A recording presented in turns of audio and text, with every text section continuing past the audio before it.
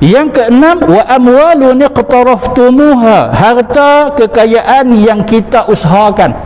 Saya terjemah dengan kita lah, tapi sebenarnya Allah sebut ni kamu usahakan. Kerja, macam-macam kerja. Tujuannya apa? Tujuannya supaya senang kita nak hidup, boleh himpun duit banyak dan sebagainya. Salah ke? Tidak salah. Bahkan Islam suruh kita bekerja. Tak boleh duk peluk tubuh, tak boleh. Walaupun kita main masjid, tapi Allah Ta'ala sebut apa dia? Wa idza qudiyatis salatu fantashiru fil ard. Bertebaranlah kamu di muka bumi, cari kerja. Wala tansa nasibaka minad dunya, jangan lupa nasib kamu kat dunia. Ni semua ayat-ayat mengarahkan kita bekerja. Bila kita kerja sungguh-sungguh, ada pendapatan yang puas hati, mungkin kita boleh simpan, bersimpanan, itu tidak ada masalah. Ayat ini menceritakan masalah yang timbul apabila Allah, Rasul, perjuangan Islam tidak diendahkan. Himpun duit banyak, kaya-kaya, tiba-tiba kedekut, bakhil. Orang minta bantuan, tak ada. Dia kata cari sendiri, aku dulu pun susah serupa hampa, tapi aku rajin, pemalas. Nampak? Dia jadi sombong kat situ, dia jadi angkuh kat situ, takabur. Rasa diri dia mulia apa? Dia hina orang lain tu, takabur. Jadi perkara ini yang Allah Ta'ala sebut dalam surah At-Taubah ini, iaitu antara perkara yang berlaku di kalangan manusia yang sepatutnya tak boleh berlaku. Sekira kalau dia letak Allah Rasul paling bawah, sepatutnya Allah Rasul di atas. Maka kalau dia tak Allah Rasul perjuangan Islam di atas, kekayaan dia, harta dia semua berkat. Dan setiap keluar masuk semua dia akan lihat, dia akan hitung, muhasabah, supaya apa? Selamat di akhirat besok, yang Allah Ta'ala akan tanya dengan dua persoalan bab harta ini, daripada mana yang kamu dapat, ke arah mana yang kamu belanjakan. Dia cerdik daripada awal, dia muhasabah diri dia sebelum Allah Ta'ala hisab dia. Kemudian yang seterusnya, wa tijaratun takhshawna kasadaha, itu yang ketujuh. Kalau kita kira balik ni, iaitu perniagaan takhshawna kasadaha, yang kita bimbang rugi. Memang orang meniaga dia nak untung, melainkan orang yang tak berapa nak sihat, tak berapa cerdik, dia meniaga tapi dia tak mau nak untung. Dia kata rugi pun tak apa, janji meniaga. Siapa nak meniaga macam tu? Meniaga kita nak untung, lepas tak mau untung sikit, nak untung besar, kan? Maka perniagaan yang kita tak mau nak untung kecil, apatah lagi rugi, tak mau nak rugi langsung, maka dia sibuk dengan perniagaan sehingga kan tidak solat, tidak jaga hubungan silaturahim. Ini semua salah. Maka berkat tak pekerjaan? Tidak berkat. Harta dapat berkat? Tidak berkat. Yang ni semua ni yang Allah Ta'ala maha mengetahui. Habaq dalam surah ni, ayat ni, perkara yang memang berlaku dan wajib kita cegah, kan? Macam mana nak buat? Allah, Rasul, perjuangan Islam tak di atas, barulah yang lain-lain ni kita tak sebagai sebagai panduan kehidupan kita yang selari dengan kehendak Allah dan Rasul. Yang terakhir, yang ke-8, wa masakinu tardawnaha, rumah-rumah tempat tinggal yang kamu sukai. Buat cantik-cantik, besar-besar, indah-indah, sana sebiji, sini dua, sana tiga, sini empat, macam-macam bentuk, macam-macam pesen, kan? Ada yang kaca keliling, ada yang batu keliling tapi kaca kat lantai. Naik tangga tu pun tangga kaca. Nak kata kaya sungguh ni, kaca biasa ni pijak reput pecah, kan? Kalau yang buat tangga tu kaca tu tebal, kan? Buat lantai pijak, orang bawah tak nampak atas. Orang bawah ni duk tak nampak. Tapi yang kita duduk atas tengok orang bawah. Tak syok macam tu, kok mereka nampak nanya kita kan. Ini pengalaman saya lah, biasa masuk rumah orang kaya di Ampang Selangor saya masuk kan. Tengok kat luar tu pun tak boleh nak teka berapa juta punya harga kan. Bila masuk ni kalau lari menyorok payah orang nak tangkap kan. Kono dalam rumah tu kono dilapis, ada lagi sini ruang bilik pun semua sekali naik pula, ada lagi ruang naik pula, berliku-liku dalam tu pun. Lantai bilik ayak saya masuk, ya Allah, dah bilik ayak kan, bagilah kemas sikit, kacau macam mana lah kita nak buka, macam mana kita nak londeh, nak mandi kan. Saya turun tengok bangunan ni dia duduk kat mana, turun. Tapi tanyalah kan, tanya orang gaji kat situ, pada orang gaji, ni saya bilik ni kan, bawah dia kat mana. Saya tengok dia kira macam batu blok, tak nampak langsung. Pada sana saya buka lampu, saya tinggal turun nak tengok tu, pasal kita buka, kalau tak buka lampu kita tak nampak kan. Buka nampak, buka tak nampak kan. Kita pun bimbang, masuk lagi dia perak patah lagi, terjun ke bawah. Itulah tuan-tuan. Tapi salah dah nak buat rumah macam tidak salah sekiranya kalau kita ni kuat pegang kepada agama. Solat kan. Lepas tu bisnes kita maju, kita tak lupa orang. Zakat ada, wakaf kita buat, sedekah tu tak usah kata lah. Ya, sekitar tu yang miskin kepi rumah dia tak hampa. Dia selalu pula dia buat kenuri. Dia kata, ustaz, mailah selalu rumah saya, kita tak larat nak pergi kan. Lepas Covid hari tu, saat-saat PKP tu, sampai keluar ada lagi tak tahulah kawan tu ada ke tak ada kan.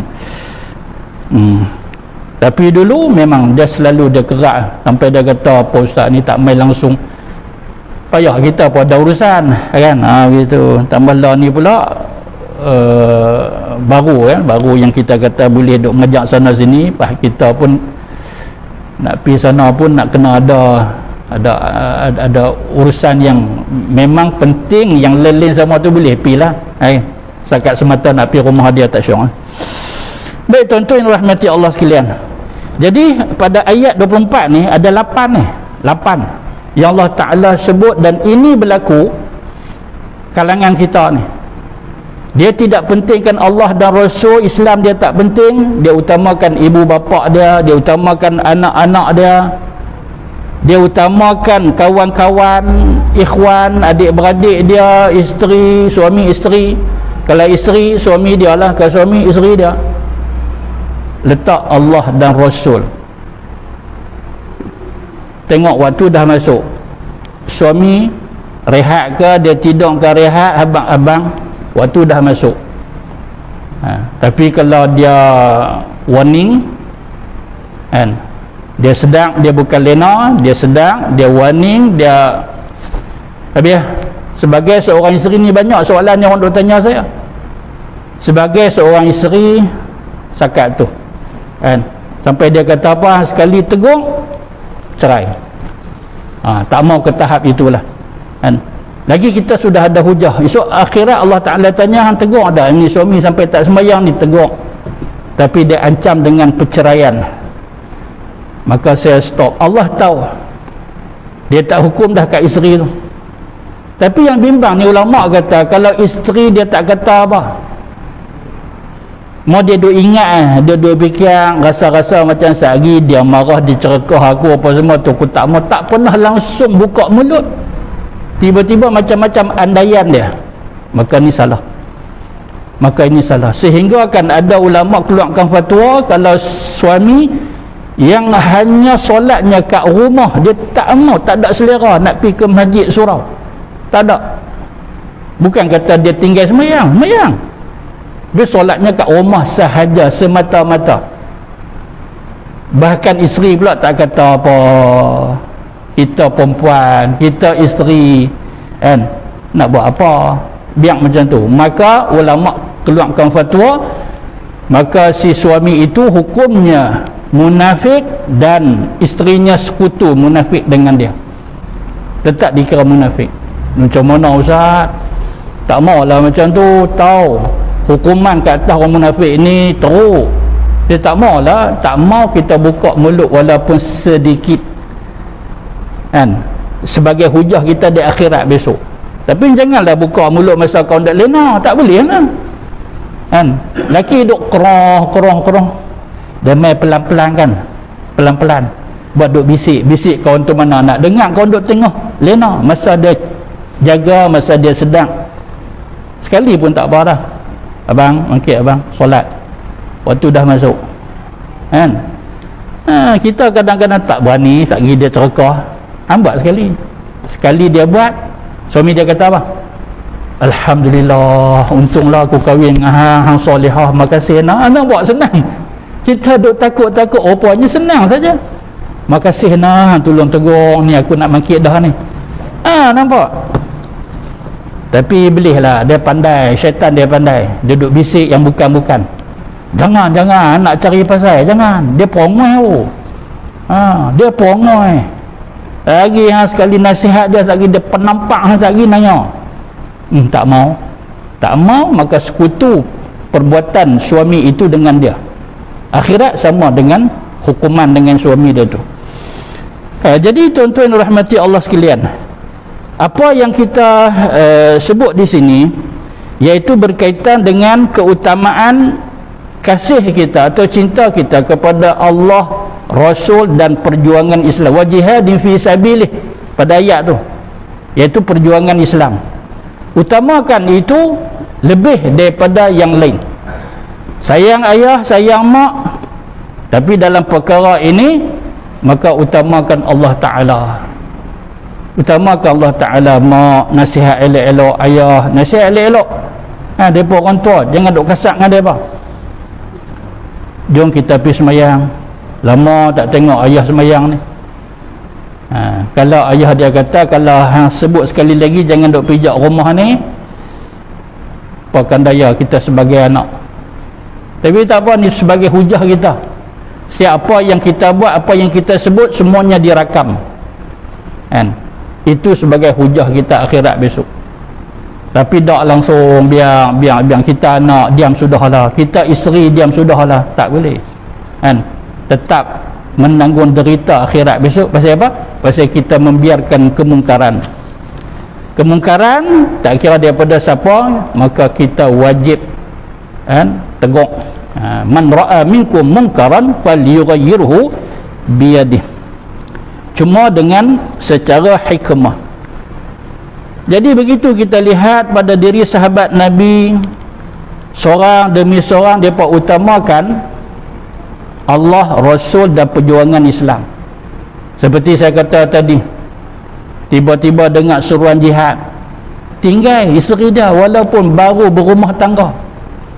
Ada setengahnya tak dan lagi nak bersembang, tak dan, kan?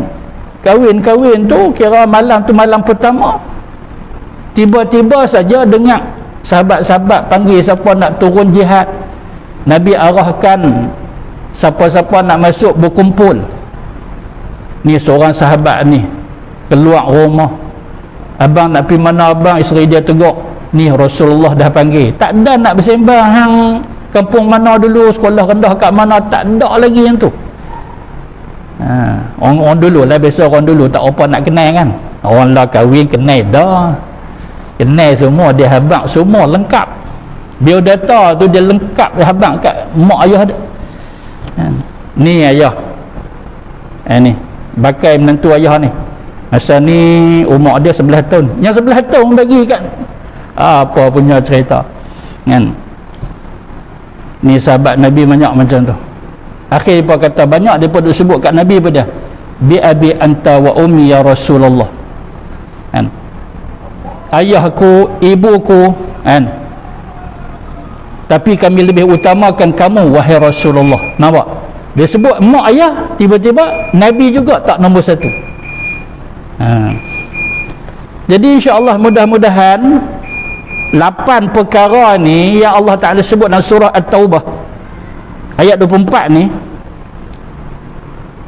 kita kena hati-hati, kita kena berwaspada.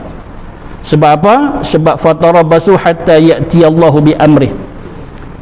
Orang yang utamakan 8 perkara ni, 8 kau Ustaz, salah satu pun sudah ada apa? Ada alasan tu Allah Ta'ala nak seksa dia, nak azab dia. Oh, kalau 8 lagi teruk. Salah satu daripada 8 kalau tak ada langsung Ustaz, ni semua dia tak Allah, Rasul, Islam, lepas tu baru bawah, bagus kan? Tapi ada orang yang dia sayang ayah dia bukan-bukan, mak dia sayang sungguh-sungguh, sampai kadang-kadang menyalahi perintah Allah. Tapi yang lain tak. Jangan buat pasal dengan aku. Allah, Rasul tak nombor 1.